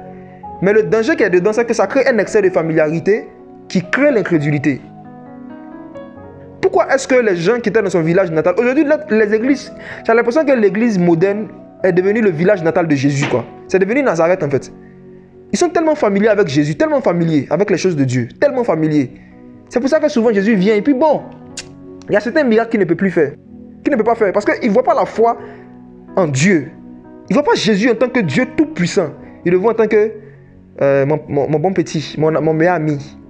Il y a les chansons qui sont mon meilleur ami, mon meilleur... Chantez, Jésus est votre meilleur ami, il n'y a pas de problème. Moi, ce qui me concerne, je préfère continuer de le voir comme mon Seigneur, mon Dieu, l'époux de l'Église. Il est pour moi un époux de sang. Et je respecte son sang. Je respecte sa présence. Et il y a des niveaux de manifestation de la gloire de Dieu qui ne peuvent pas prendre place dans une salle, dans un lieu, s'il n'y a pas un niveau de crainte de Dieu qui est là, ou bien un niveau de respect pour la présence de Dieu. Quand des prédicateurs tolèrent que des personnes mangent pendant qu'ils sont en train de prêcher la parole, même pendant que le Seigneur est en train de se manifester, quand les gens tolèrent que des gens manipulent le portable, n'importe comment, les gens prennent des appels pendant que... C'est pour ça qu'on ne voit plus certaines choses aujourd'hui. Parce que les gens sont devenus familiers avec le Seigneur à un certain niveau. Or, la gloire de Dieu a des exigences. Et en fonction du niveau de gloire qui doit se manifester, il y a un niveau de crainte et de respect, de révérence qu'il faut avoir. Et frère, le respect que j'ai pour le sang de Jésus ne me permet pas, peu importe ce que je vais vivre avec Dieu, peu importe ce que Dieu a fait par mes mains, le respect que j'ai pour la présence de Jésus ne me permet pas de permettre à des gens, en tout cas quand on est dans une salle, de pouvoir se lever, se promener, aller faire des choses pendant que la parole est en train de passer. Non, parce que la parole là, ce n'est pas une simple parole. Jésus a dit, mes paroles que je dis sont esprit et vie. Il y a la vie, il y a le sang dans la parole. Quand la parole passe, il y a le sang. Il y a l'onction dedans. Il y a le souffle. L'esprit, l'eau et le sang agissent. Quand nous sommes en train de donner la parole. Et aujourd'hui, les gens ne se plus des guérisons à travers la parole. C'est pour ça, parce qu'il y a trop de familiarité. Trop. L'église moderne, trop. Permettez-moi de vous raconter une expérience, une ou deux. Ça va vous encourager. Regardez. Un jour, j'étais assis dans une salle. C'était, je crois, en 2012, 2013, comme ça. Il y avait un pasteur qui nous encadrait à l'époque, qui était en train de prêcher. Et pendant qu'il prêchait, quelqu'un qui était assis à côté de moi et qui manipulait son téléphone portable, il était sur Facebook, pendant que le pasteur prêchait. Et qu'est-ce qui s'est passé? Le Seigneur a ouvert mes yeux et j'ai vu quelqu'un, c'était un ange du Seigneur, mais il avait une apparence humaine.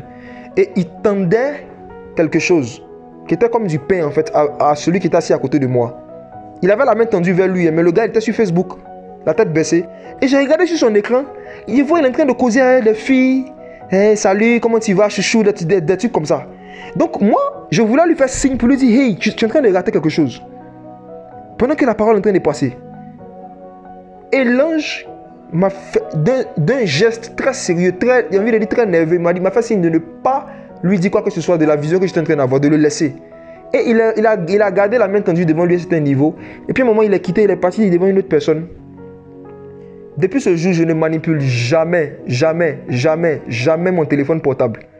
Je ne vais jamais sur Internet pendant que la parole est en train de passer. À moins que ce soit peut-être, je suis en train d'écouter, je ne sais pas, exposé des sciences. Si c'est la parole d'un homme que je suis en train d'écouter, si c'est un homme que j'écoute, il n'y a pas de problème. Mais si je pense qu'à travers une prédication, je peux recevoir du pain nouveau, du vin nouveau, du sel nouveau, je stoppe tout ce que je suis en train de faire et j'écoute. Pourquoi? Parce que même au ciel, quand Dieu parle, tout fait silence. Même au ciel. C'est parce qu'aujourd'hui, en fait, on pense que l'évangile, ou bien la prédication de l'évangile, c'est la parole d'un homme. C'est pour ça qu'on écoute ça comme on écoute nos professeurs à l'école. Même à l'école, combien de professeurs vont tolérer que pendant qu'ils sont en train d'enseigner, pendant qu'ils sont en train d'instruire, il y a de la distraction, il y a des gens qui font ce qu'ils veulent. Combien de professeurs acceptent cela? Il y a des cours, même, on dit qu'il faut éteindre le téléphone portable pour écouter la parole d'un homme. Il y a des cours là, on dit on ne peut même pas que le portable soit allumé pendant les cours. Ça, c'est la parole d'un homme. Et pour écouter la parole du Créateur, dans notre génération là, on a des problèmes. Et qu'est-ce qui crée cette sphère de familiarité? C'est souvent c'était un cantique aussi, c'est ça. Enfin, c'était un cantique. Pour moi, c'est une chose qu'on entend parce que Dieu est notre petit ami.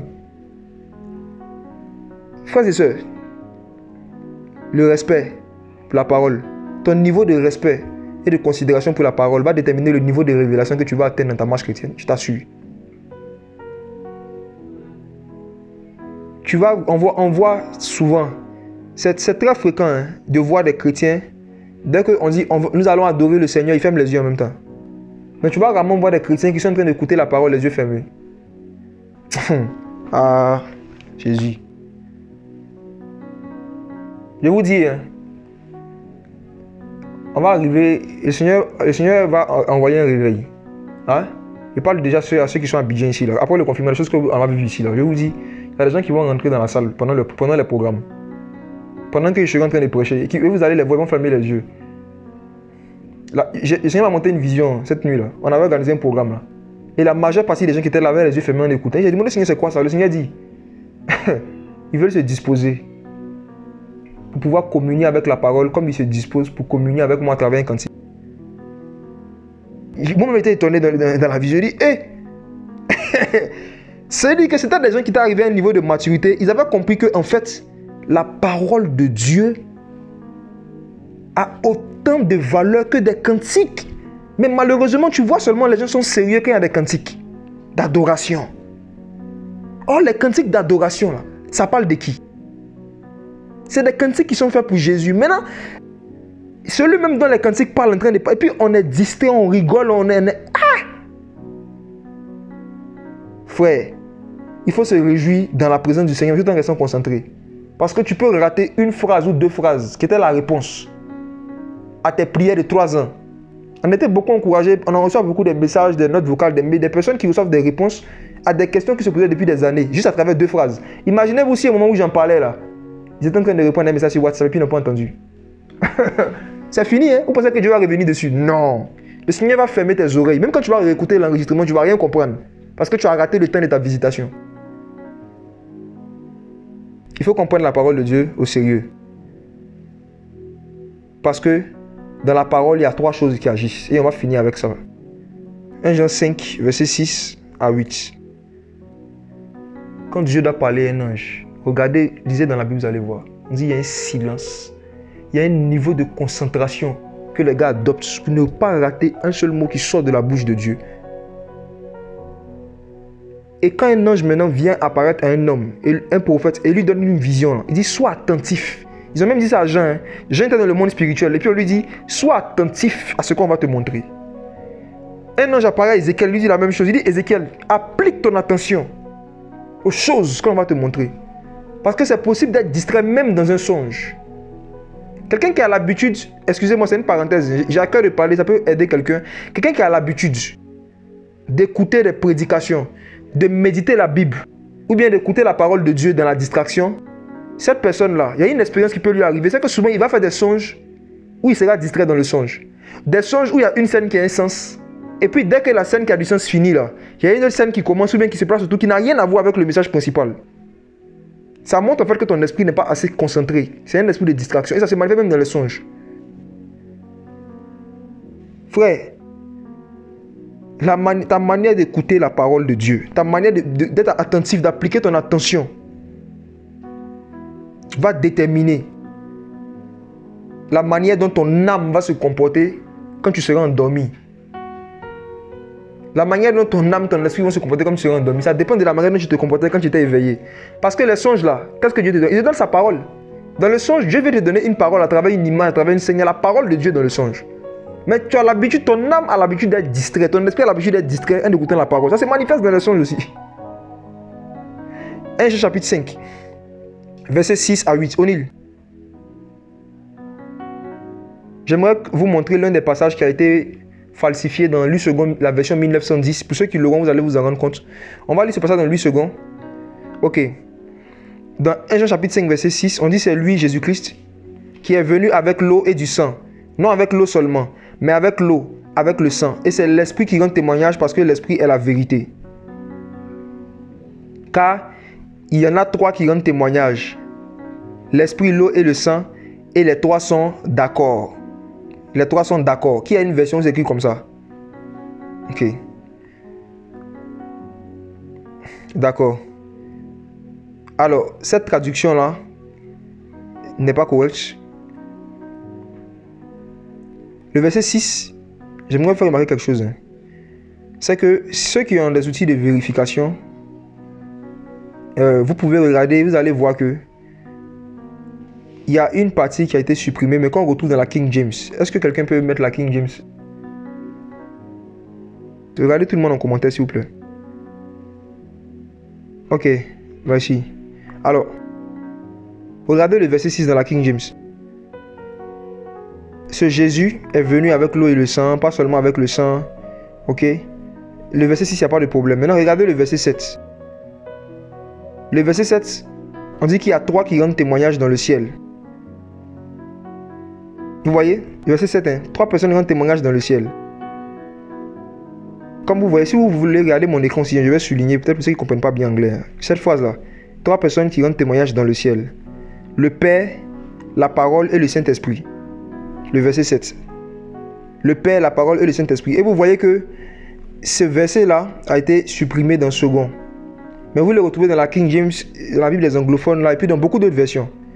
On dit qu'il y a trois qui rendent témoignage. Le Père, la parole et le Saint-Esprit. Et les trois sont un.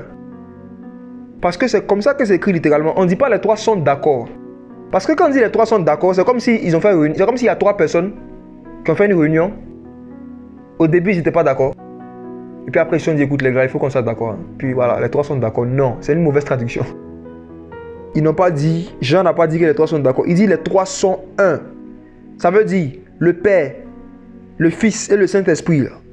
Et les trois sont un. On ne peut pas les dissocier. C'est pour ça que vous n'allez pas voir quelqu'un aller au ciel et puis il a dit j'ai vu le Saint-Esprit et puis j'ai vu le Père à part. Regardez dans la Bible. Tous ceux qui ont visité le ciel, Daniel, Ézéchiel, Jean, Ésaïe, ils ont toujours vu un seul trône. Il n'y a pas trois trônes. Il y a un seul trône. Il y a un seul Dieu, un seul Seigneur. Mais ce seul Seigneur-là, il se manifeste de trois façons. C'est le même Seigneur-là qui est venu avec l'Esprit, l'eau et le sang. Et les trois sont un. Et on dit que dans le ciel, ces trois qui sont un là, ces trois manifestations de Dieu là, sur la terre, verset 8 maintenant, il y en a aussi trois qui rendent témoignage sur la terre. Ça c'est le témoignage de Dieu dans le ciel, Père, Fils, Saint-Esprit. Maintenant il y a trois au verset 8 qui rendent témoignage sur la terre. L'Esprit, l'eau et le sang, et les trois sont un. L'Esprit, l'eau et le sang, et les trois sont un. Frères et sœurs, Jésus-Christ prêchait un jour et puis il a dit aux gens, je suis le chemin, la vérité et la vie. Et dans 1 Jean 5, verset 6, ici, on nous dit, oh, l'Esprit est la vérité. The Spirit is truth. Donc, qui est Jésus? Il est l'Esprit. S'il dit, je suis la vérité, c'est que Jésus est l'Esprit.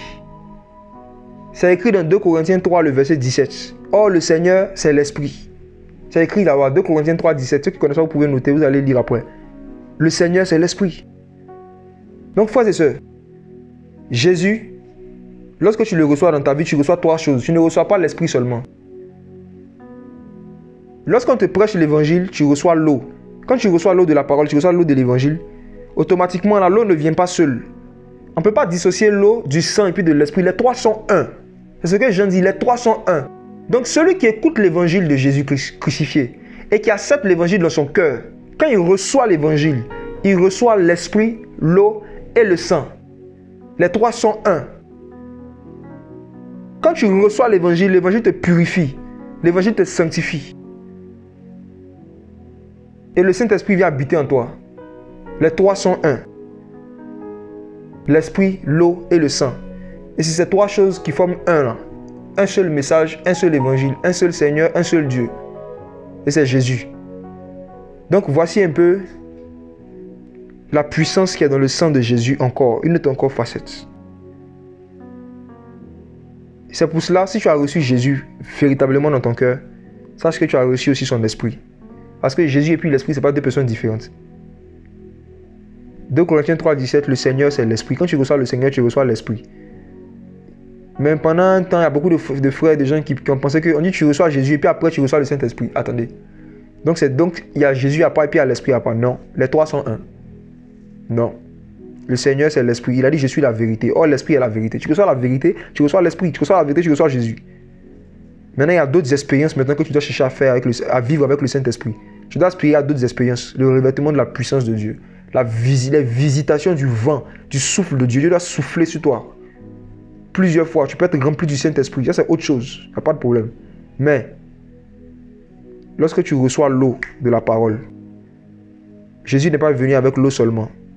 Il est venu avec l'esprit, l'eau et le sang. Donc, il ne peut pas venir dans ta vie et puis faire une exception avec toi. Jésus vient dans ta vie. Non, maintenant, toi, il vient avec l'eau seulement, quoi. Et puis, il laisse son sang quelque part. Mais Jésus va venir dans ta vie et puis il vient seulement avec son sang et puis il laisse son esprit quelque part. Non. Jésus vient avec les trois. L'esprit, l'eau et le sang. Amen. Là au Seigneur. Et par rapport aux globules blancs, ça c'est des choses aussi que vous pouvez vérifier. Vous pouvez regarder sur mon écran. Hein. On dit que les globules blancs défendent l'organisme contre les agressions des microbes et des virus. Donc ça c'est la fonction de protection qui est dans le sang. Et le sang de Jésus-Christ fait ça. Le sang de Jésus-Christ nous protège. Quand tu dors, quand tu vis dans la sanctification, que tu dors, il y a des choses même dont Dieu te garde que tu ne sais même pas.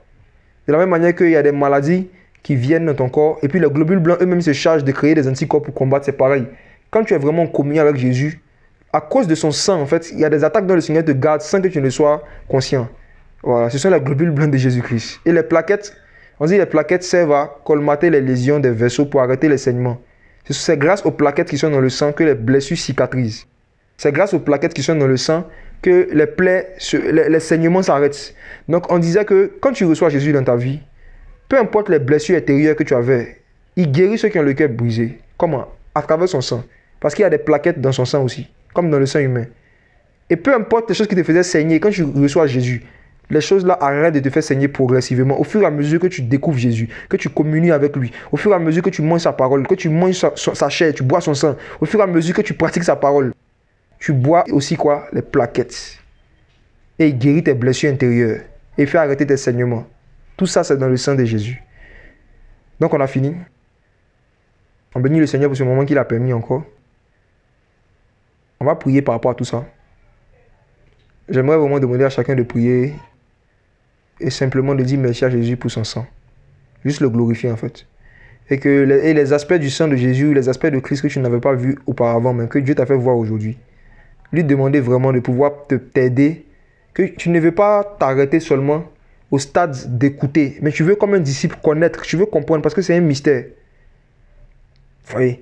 Il faut vraiment qu'on puisse demander au Seigneur de nous faire connaître davantage. Il a dit, Père, je leur fais connaître ton nom, je leur ferai connaître davantage. J'aimerais que chacun prie pour demander au Seigneur de lui faire connaître davantage la puissance qui est dans son sang. Parce que je n'ai pas tout dit. Je n'ai dit que seulement une petite partie de ce qu'on peut savoir sur le sang de Jésus. Donc je prie que le Seigneur vous éclaire davantage, que chacun prie, qu'il demande au Seigneur de le faire connaître davantage. Et de demander au Seigneur de nous enseigner comment garder, comment mémoriser, comment chercher à connaître et à comprendre davantage les messages, les éclairages qu'il nous donne.